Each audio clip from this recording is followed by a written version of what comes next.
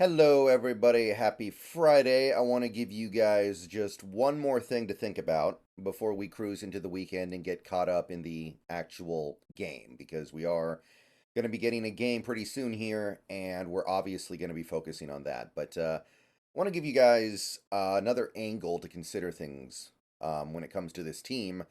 I want to talk about this offense, and I want to ask the question that we found ourselves asking quite a bit a couple years ago.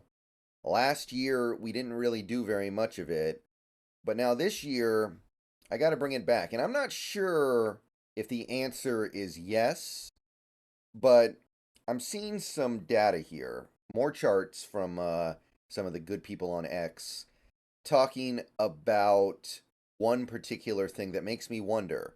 Is Pete Carroll sticking his nose in the Seahawks offense? So, I have here a zeet or tweet from JR Fortgang, also known as Throw the Damn Ball on X, and he charts how often quarterbacks throw to the middle of the field and how good they are on those throws. So let's blow up the chart a little bit and take a look at it. You can see that decent percentage of this chart follows a rough correlation line, right? Like a line going from the top right to the bottom left, which you would expect, right? Because the quarterbacks who are good throwing the ball over the middle should be doing it more. And the quarterbacks that aren't good throwing over the middle should probably do it less. But there are clear exceptions here, and Geno Smith is an extreme one. Throw Tyrod out because he only played in a couple games. And honestly, probably throw guys like Daniel Jones and Will Levis out. They haven't played enough. But I can't help but notice that Geno Smith, who has played and started every game for the Seahawks this year, is in a little bit of an odd quadrant.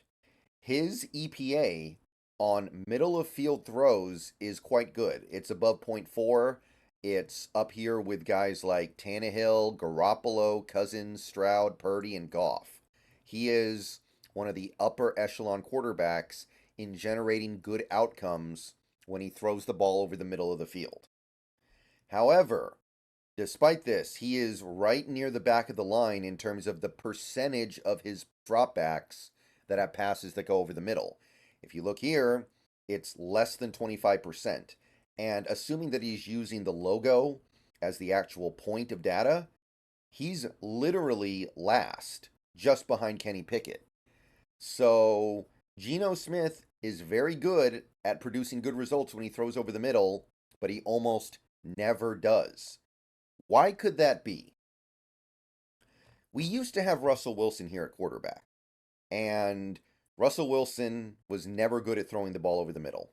He almost never did it. He wasn't very good at it, but it made sense, right? Because Russell Wilson was a shorter quarterback. He couldn't see over the middle.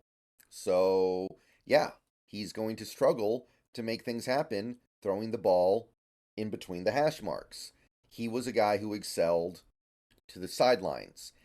And there was definitely a thought that that is because of simple, his physical stature being a shorter quarterback. But there was also another element at play. And I remember working in an office back in 2012, Russell Wilson's rookie year. People at the office that I worked at would talk about this. So this was something that went all the way back to then, 2012. Pete Carroll also does not like throwing the ball over the middle. In his mind, it leads to turnovers. In his mind, throwing the ball over the middle, while it may be productive, is risky. You get your turnovers that way. And in his mind, throws to the boundaries, throws outside the numbers, throws along the sideline, they have a lower percentage of success, but they also have a lower percentage of turning it over. So Russell didn't like throwing over the middle, and you can see even with Sean Payton, he still doesn't. He's still right here. But Pete Carroll also didn't like throwing over the middle. You combine those two things, you got what Wilson was for those first 10 years of his career, a quarterback who kept things to the boundaries because he couldn't do it, and his coach didn't really like it. But now you get Geno Smith, a quarterback who is taller than Russell Wilson. He could throw over the middle if he wanted to. That is something in his skill set. He should be more than physically capable of throwing the ball over the middle. And yet he's not this year. Last year, I'm pretty sure that he was doing it a lot more than this. I don't have a chart handy, but I seriously doubt he was right at the back of the line. So, given the fact that Shane Waldron comes from the Sean McVay tree, and Sean McVay, his offenses typically have quarterbacks throw over the middle a lot. Like in this particular year, you look at Matt Stafford, he's well above average in his percentage of dropbacks that go over the middle of the field, almost 45%, whereas Geno's back here at like 24, 25%. It raises the question, does Pete Carroll have something to do with the way the offense is being run right now? Because logically, just using very basic logic, Waldron should want to, and Geno should be able to, and yet he's not. So why is this? Now, there's one other chart I want to look at real quick before we're done with this video. This is from Patent Analytics.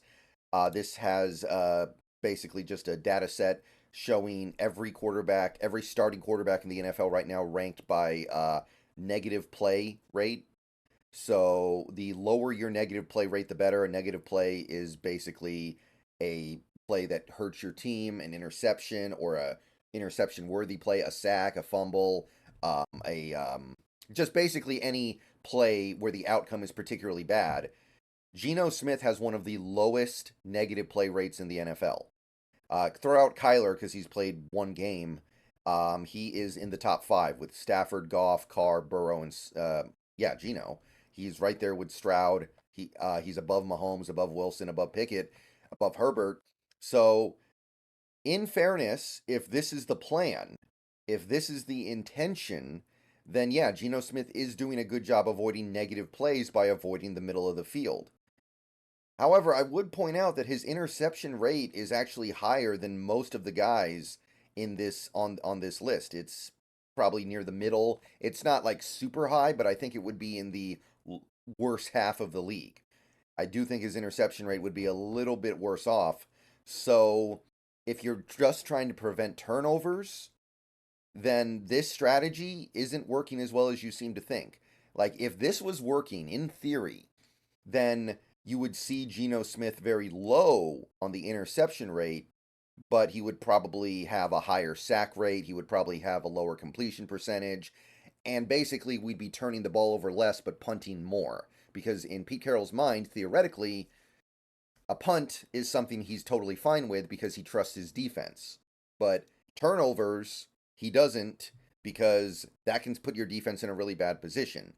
So, while Geno's doing a really good job preventing negative plays as is, this strategy is not preventing interceptions the way that I think Pete wants it to. So, seems to me that if the plan is don't let Geno throw over the middle because there will be turnovers, then it's not working. And given how good Geno has been overall at avoiding negative plays, I think you're going to have to let him hunt over the middle a little bit here. So we'll come back to this later this season, and hopefully this shifts. This shifts dramatically. I want to see Geno throw the ball over the middle. That's how we're going to get JSN more involved. That's how we're going to use tight ends better. Sometimes you can't always play it safe. And again, playing it safe, it's not even really working on either level, right? The offense is not as good as we thought, and Geno's throwing more interceptions than people are comfortable with.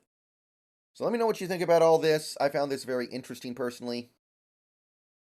Just trying to figure out what is up with the offense this year because, again, the offense was good last year with less talent. I know that the offensive line has been incredibly beat up. That's part of the problem.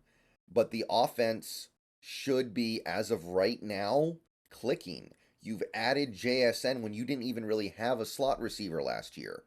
You've added some help. I think you've improved a little bit on the offensive line, even though it's been injured by the virtue of adding guys like Evan Brown and getting rid of Gabe Jackson.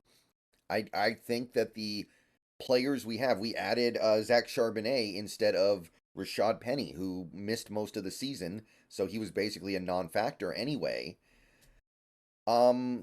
I'm just trying to figure out where this is coming from. I know that Waldron's not doing a very good job because of the deployment of the players, like JSN playing so much compared to the tight ends.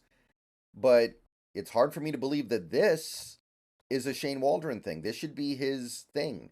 He should want Geno over here on the right side, not the left side. This strikes me as a Pete Carroll thing.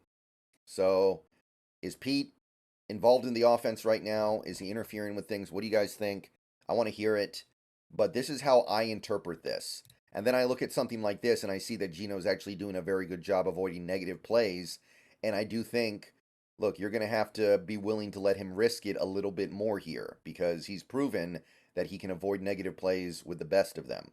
So if that rate goes up a little bit, but it does increase our ability to make positive plays and big plays over the middle, like seam routes to a tight end, then you got to be willing to take that trade-off right now because the defense, I'm sorry, the defense is not good enough.